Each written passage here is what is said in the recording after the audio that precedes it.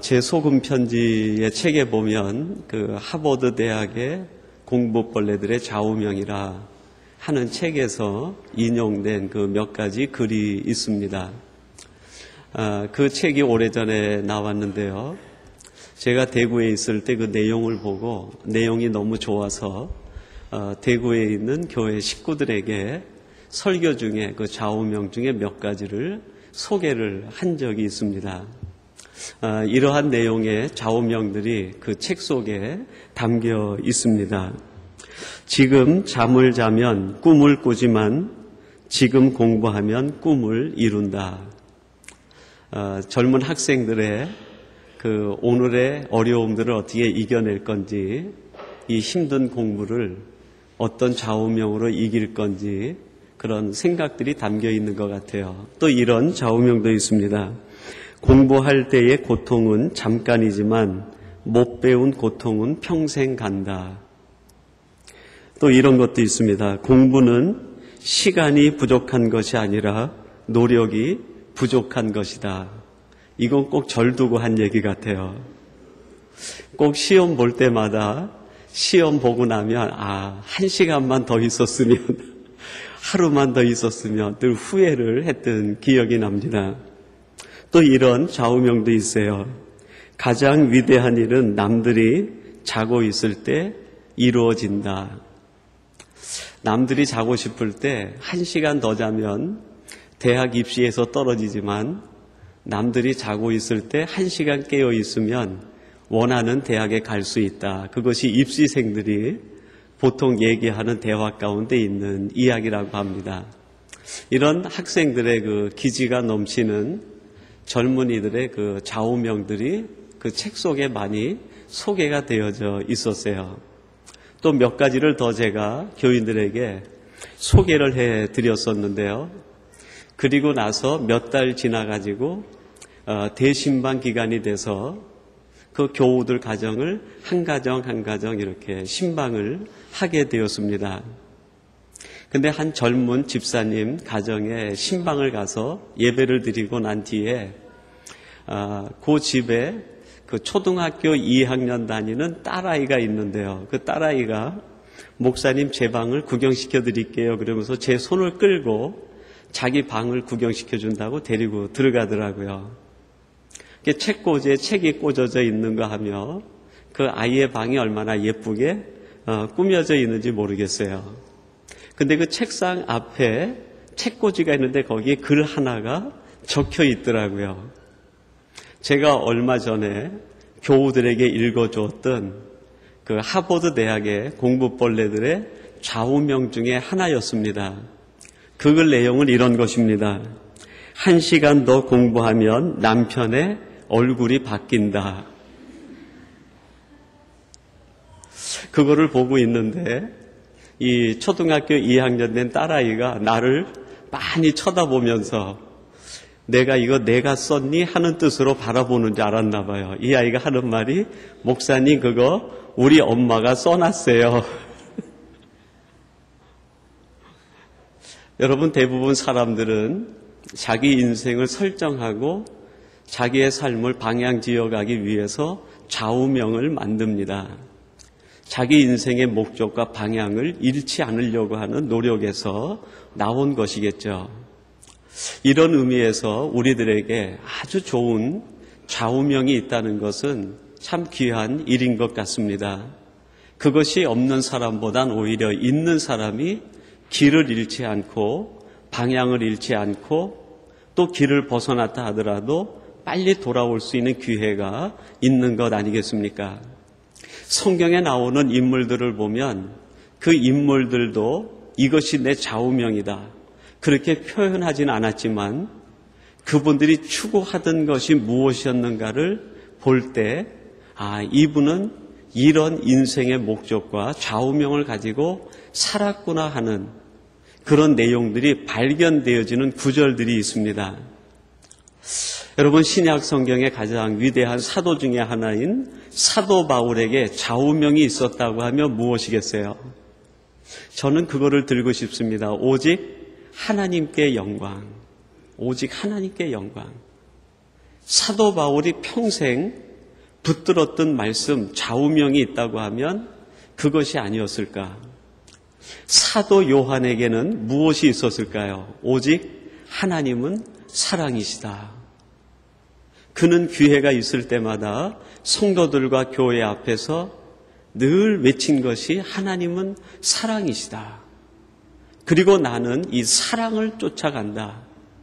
그것이 사도 요한의 좌우명이고 신앙 고백이고 인생의 방향 아니겠습니까?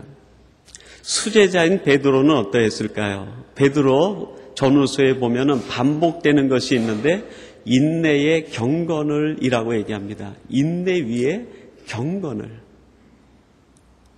내가 신앙에 실패했던 이유는 혈기 때문이다. 내가 십자가상에서 주님을 배반했던 이유는 내 마음이 절제하지 못하고 침착하지 못했기 때문이다.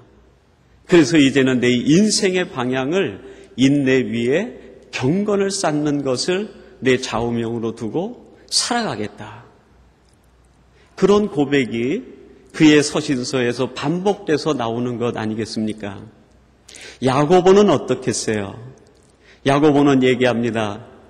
행동 없는 믿음은 죽은 믿음이다.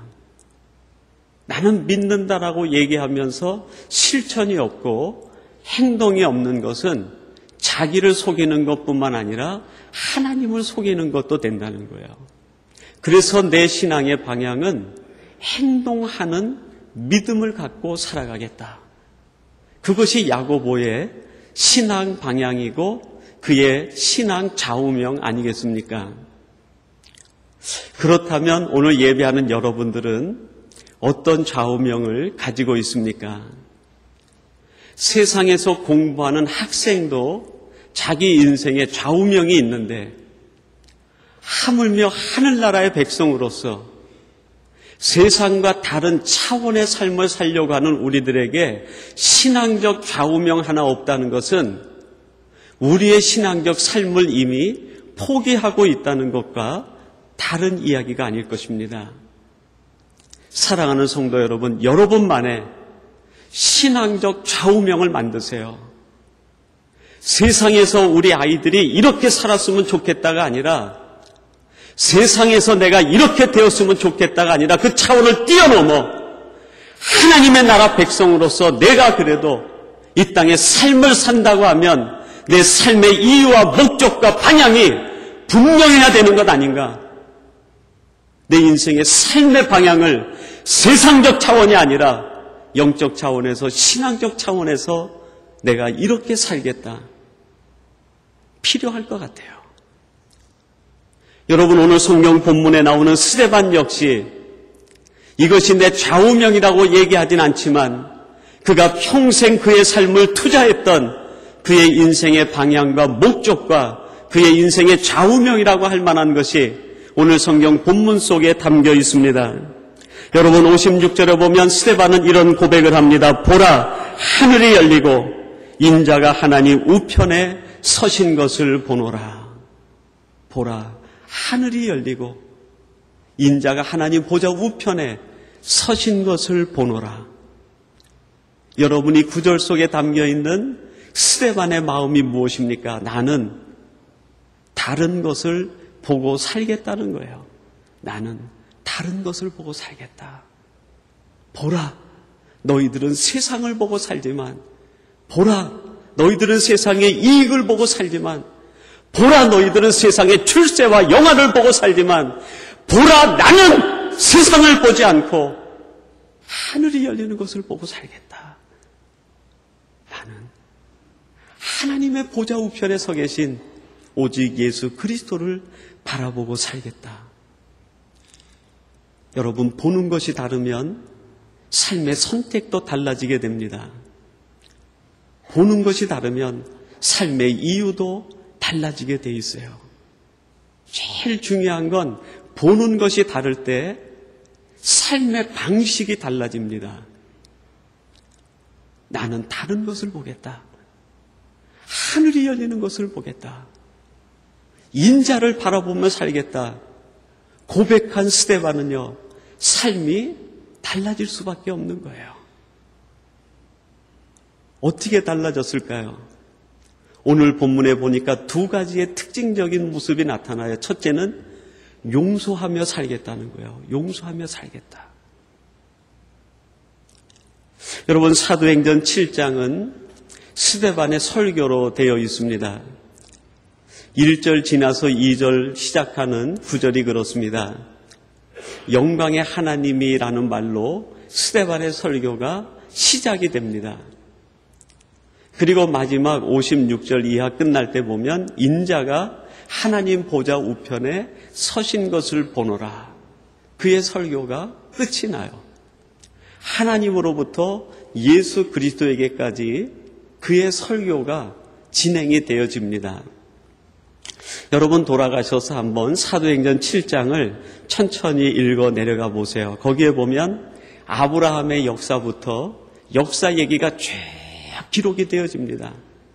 아브라함이 이삭을 낳고 이삭이 야곱을 낳고 야곱 밑에 유다가 있고 유다를 통해서 다윗 왕 때 왕조가 세워지고 또 그 전에 모세를 통해서 하나님이 광야 가운데 이스라엘 백성들을 보호하시고 그리고 선지자들을 세워주셔서 그 후예로 예수 그리스도가 우리에게 오시게 되었다. 그런데 너희들이 선지자의 말도 듣지 않고 하나님의 말씀도 듣지 않고 있다. 스데반의 설교가 아브라함부터 해가지고 예수 그리스도에게까지 쭉 이루어지는 거예요. 설교 스토리는 역사입니다. 근데 그 스데반 설교의 주제가 뭘까요? 주제는 용서였어요. 용서. 하나님이 우리를 용서하기 위하여 아브라함을 선택하셨다. 하나님이 우리를 용서하시기 위해서 아브라함의 후예 가운데 예수 그리스도가 태어나게 하셨다. 하나님이 우리를 용서하시기 위해서 예수 그리스도를 십자가에 달려 죽게 하셨다. 그리고 누구든지 이 예수님을 믿기만 하면 죄에서 구원받고 하나님의 사함을 얻고 하나님의 백성이 될 수 있다는 거예요. 긴 설교의 스토리는 역사인데 주제는 용서예요. 용서. 여러분 요한복음 3장 16절 말씀이 성경 전체의 핵심이라고 얘기합니다. 하나님이 세상을 이처럼 사랑하사 독생자를 주었으니 이는 누구든지 저를 믿는 자마다 멸망치 않고 영생을 얻게 하려 함이라. 하나님이 우리 모든 인생들을 용서하기 위해서 예수님을 보내주셨다는 거예요. 3장 16절에 가장 핵심적인 것이 용서예요. 용서. 단어는 써 있지 않지만 거기엔 하나님의 용서하심이 담겨 있는 거예요. 종교개혁자 루터가 그런 얘기를 했습니다. 성경은 커다란 반지라는 거예요. 그 반지 가운데에 보석이 있는데 그 보석은 로마서다 그랬어요. 로마서. 근데 그 보석에 보면은 반짝거리는 거 있잖아요. 빛이 이렇게 비칠 때 보석이 그 정점에 만나게 되면 반짝하고 빛이 비치는데 그 반짝 비치는 것이 요한복음 3장 16절이다 그랬어요. 요절로는 3장 16절이지만 루터가 얘기하고 싶었던 것이 뭘까요? 그 반짝거림이 용서라는 거예요. 용서.